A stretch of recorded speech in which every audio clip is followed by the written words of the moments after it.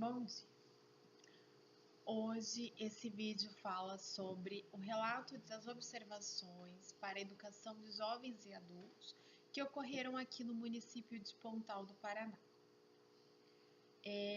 O objetivo desse estágio é de compreender qual é a relação teoria e prática ocorrida entre as matérias que nós aprendemos na faculdade, nas matérias relacionadas à EJA e como que está a aplicabilidade em sala de aula e como que eu, enquanto professora, enquanto formadora, posso melhorar a minha prática. Então, as aulas ocorreram na Escola Municipal Zélia Seranto Rivato. É uma escola municipal pequena no balneário do Guarapari e essa escola ela recebe os alunos de EJA no período noturno e de manhã ela funciona como educação infantil e ensino fundamental. A parte burocrática e documental da EJA, da escola da EJA, refere-se à Escola Estadual Amatuzzi, mas por uma questão de deslocamento e de uma questão burocrática, foi-se subdividida a questão da parte documental e onde é a parte prática, mas essa questão está sendo resolvida pelo município, né? Eu tive a oportunidade de trabalhar com a professora Maria José, que, segundo relatos dela, ela é uma das precursoras da EJA aqui no município de Pontal do Paraná. Ela conta que ela tinha um grande interesse em trazer essa formação de jovens e adultos para o município, então ela precisou bater de porta em porta, ela foi coletando os alunos aos poucos. Então, hoje ela tem duas turmas com 45 alunos no total, uma turma de primeiro e segundo ano e outra turma de terceiro e quarto. Inicia-se a rotina, então, desses alunos pela refeição.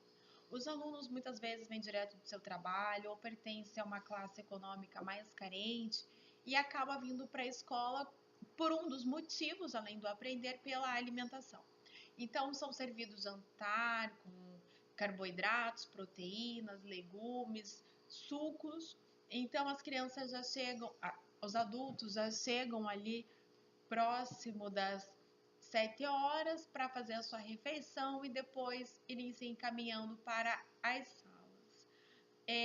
Essa é um incentivo de questão de política pública adotada pelo município para incentivar os alunos ao regresso ao estudo, que não tiveram oportunidade de concluir seus estudos na idade certa. Então, esse é um dos incentivos. E outro incentivo público que refere-se à educação da EJA é a gratuidade do transporte coletivo. Então, para os alunos matriculados é disponibilizado um cartão de estudante e esses alunos têm acesso ao ir e vir da sua residência para a escola, do seu trabalho para a escola e o retorno com essa gratuidade. Essa é uma forma de incentivar e motivar aos estudantes que concluam os seus estudos. Uma relação bem interessante que ocorreu, uma observação bem interessante, é a variedade de faixa etária que existe nas turmas. Então, nós encontramos desde adolescentes de 18 anos, concluindo seus estudos, e até senhores de 86, 90 anos que têm esse interesse, essa sede em conhecerem e saber. Os alunos são muito motivados, eles querem aprender, eles estão ali por uma questão de motivo próprio, seja o motivo da empresa, de melhor colocação no mercado de trabalho, seja o motivo para ajudar os filhos em casa nas atividades. Alguns alunos também têm interesse na formação continuada, querem chegar à conclusão de um curso superior, porém, as práticas pedagógicas que vêm sendo adotadas, talvez elas não sejam tão específicas para esse público, né? As professoras acabam utilizando os mesmos textos utilizados lá na educação infantil, visto que a professora de educação de EJA, ela também é professora de educação infantil, porque o salário de professor de EJA não dá para a pessoa se manter hoje.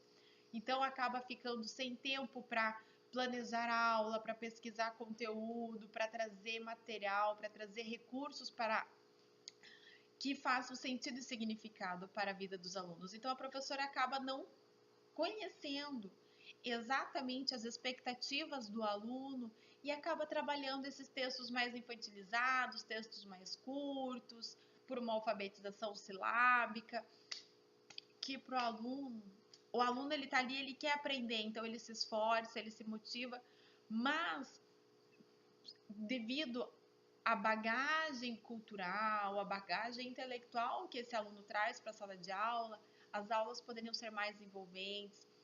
Talvez o investimento na capacitação dos professores, na valorização profissional, para que o professor de EJA possa realmente fazer dessa profissão a sua única profissão. Sou professor de EJA, então eu vou pesquisar para EJA, eu vou trabalhar para esses meus alunos que trabalham em determinada empresa, que precisam de determinados conhecimentos.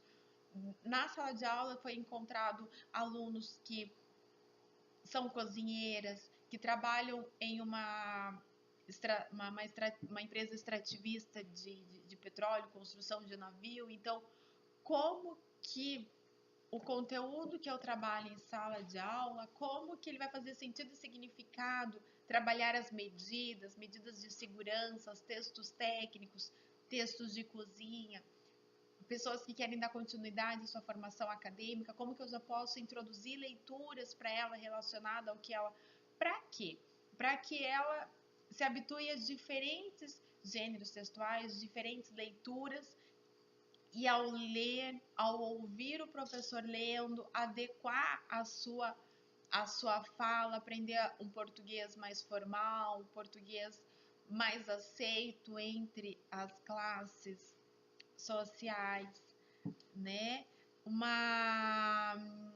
Um artigo interessante disponível pela EduSérie, de Solange Coelho, ela fala que toda a aprendizagem deve ser dotada de significados e sentidos. As escolas da EJA é aquela que acontece a partir da realidade dos estudantes, sujeitos imersos em uma sociedade que a todo instante se transforma e que exige dos mesmos novas formas de sociabilidade e qualificação. Então, as mudanças dos cenários sociais, cenários históricos, cenários políticos, faz com que seja necessária a qualificação do professor, porque o aluno muda com a constante transformação da sociedade. Então, a sociedade muda, a sociedade exige do aluno essa mudança, o aluno exige do professor também.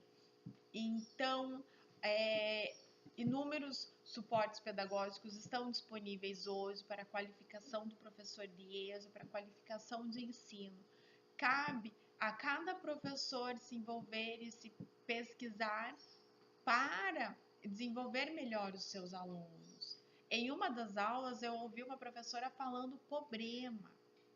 Se a professora também não sabe se comunicar e não sabe pronunciar, de que forma que ela estará pronunciando para os seus alunos? De que forma esses alunos estão se desenvolvendo para o ensino fundamental, para as próximas etapas da vida deles? Então, o que eu também pude aprender durante esse processo de carreira de estudante é que nós aprendemos a escrever ouvindo e falando.